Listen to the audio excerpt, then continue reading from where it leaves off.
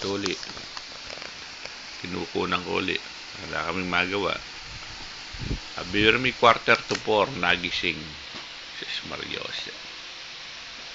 3:45. Ang magiging tulog nito mga alas 10 o alas 9 pasado.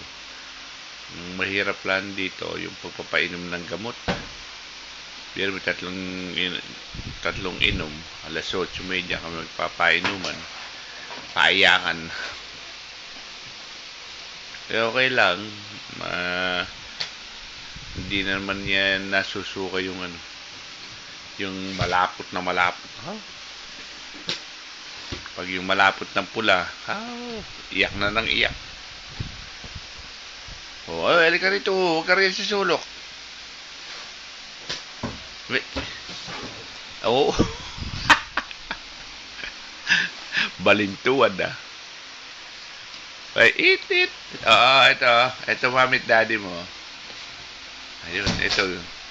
Yun nga, nung makita nyo kahapon, hindi pa gupit. Nung bago maligo, ayun, ginupitan ng Kuya Engel. Plastic.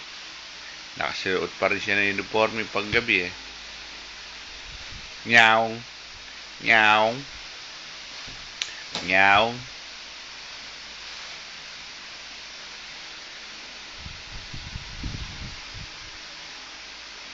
Ang labas pa namin nito mga alas 6. Alas 6 ang labas namin din sa kwarto.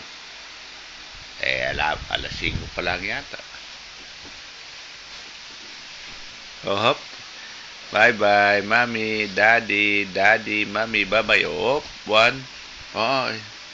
Say hello to mami at daddy. Ala na. Huwag na. Ayun, yan. Hit. Baba. Titit ba? Ay, naku po. Ay, mama.